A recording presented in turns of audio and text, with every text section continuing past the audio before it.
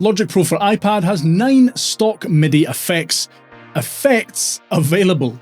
In this video, I'll show you how to use 3 of these effects that I find most useful. You only have the option to add MIDI effects to MIDI tracks and session player tracks. You just won't have the option in audio or pattern tracks. MIDI effects process or generate MIDI data in real time in various different ways. You can access them via the plugins menu. Just tap the plus here to open a list of available MIDI effects. At the time of making this video, as I mentioned, Logic Pro has 9 stock MIDI effects available. The Arpeggiator, Chord Trigger, Modifier, Modulator, Note Repeater, Randomizer, Scripter, Transposer, and Velocity Processor. The Arpeggiator is one you're most likely familiar with. In a nutshell, it generates predefined patterns based on incoming MIDI notes. In the main section, you can adjust the rate that arpeggiated note patterns will play with the rate knob and double and half rate buttons.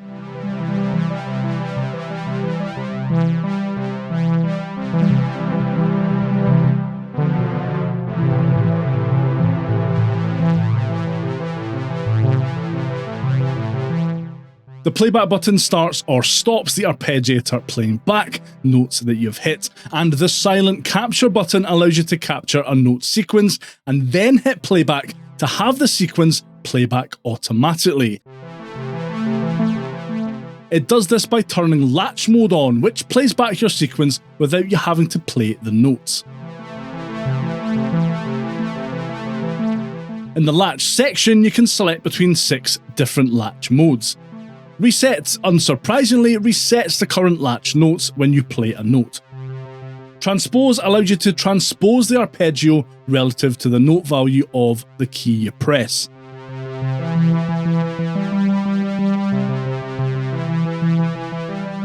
Gated transpose works in the same way as transpose, except the arpeggio only plays while a key is pressed.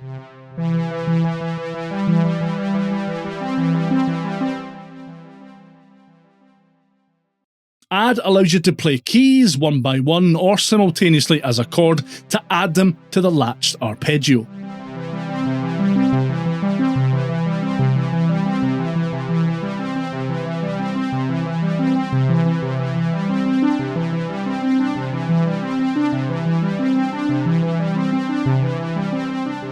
Add temporarily works the same way as add, except that played notes are added to the latch arpeggio only when held.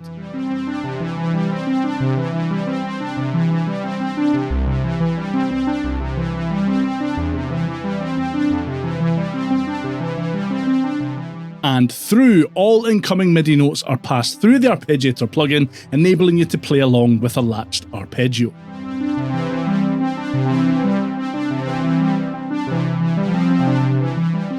You can do things like add rests, ties, and chord steps using the buttons here.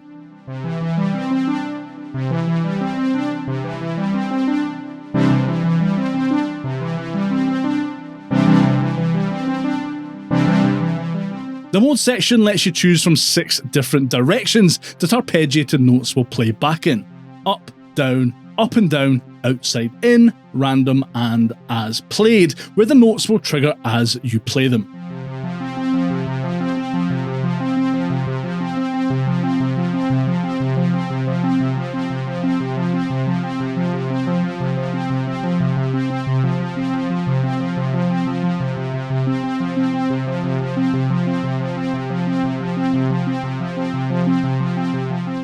You can adjust note order variance, octave range, and whether your arpeggio plays back in straight octaves or chord inversions.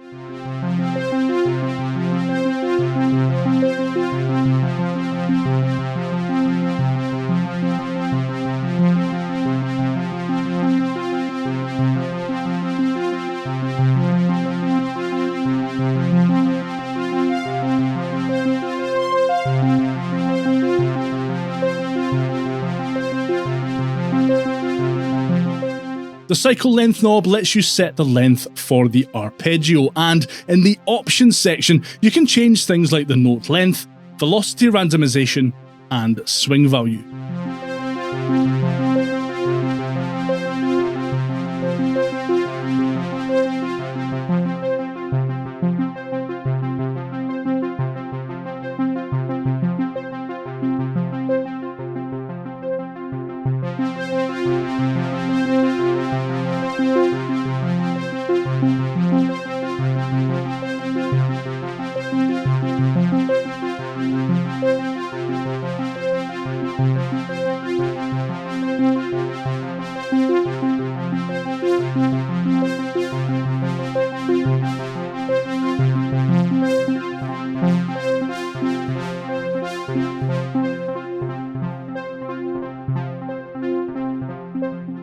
Turning grid on overrides the other settings in the arpeggiator and instead outputs your arpeggio based on a 16-step grid.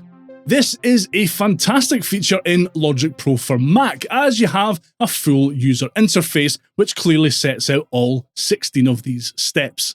We don't have that UI in Logic Pro for iPad. Like a lot of the stock plugins in Logic Pro for iPad, the arpeggiator has this kind of basic layout, which leaves you kind of unable to use the grid mode properly, unfortunately.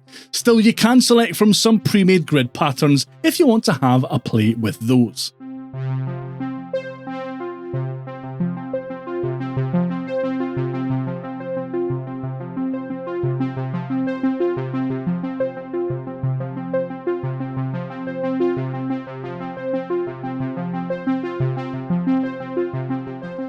The Arpeggiator keyboard split parameters let you divide your keyboard into 3 zones. Notes below the ARP range start slider value can be used as remote control keys for arpeggiator functions, or just played as regular notes.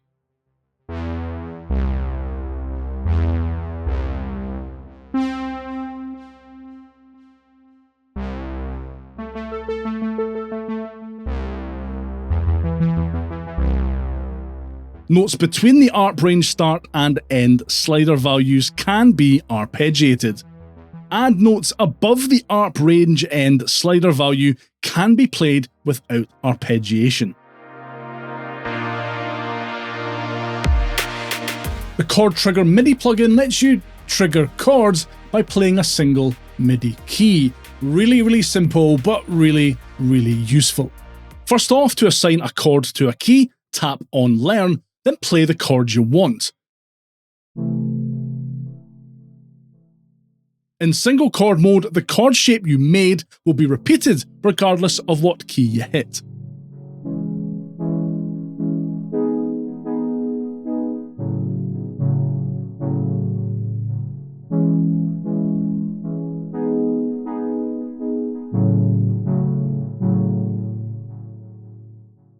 In multi-chord mode, you can assign different chord shapes to specific keys on the keyboard.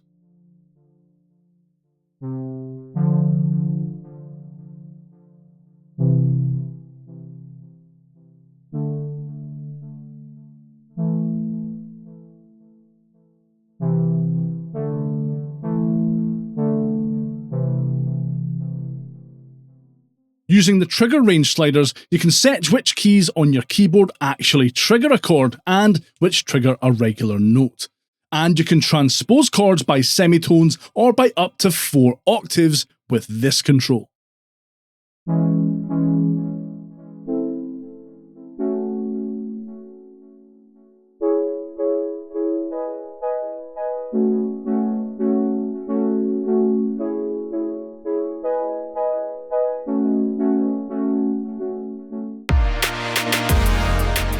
And the Randomizer plugin, unsurprisingly, randomizes different things in real time. In the Event Type menu, you can choose what the randomizer will randomize. You can randomize things like velocity, notes, and pitch bend.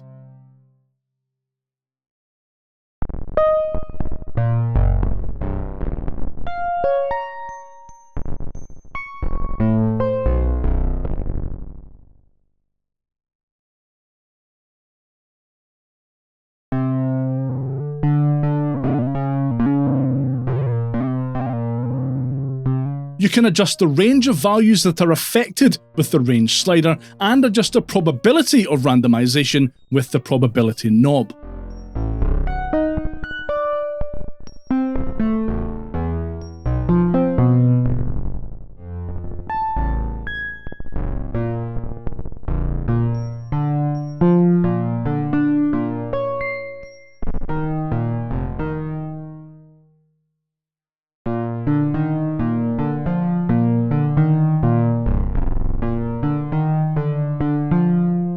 Using the weight control, you can specify whether a low range or high range of values will be more likely to be randomized, or you can keep it slap bang in the middle for a mix of ranges.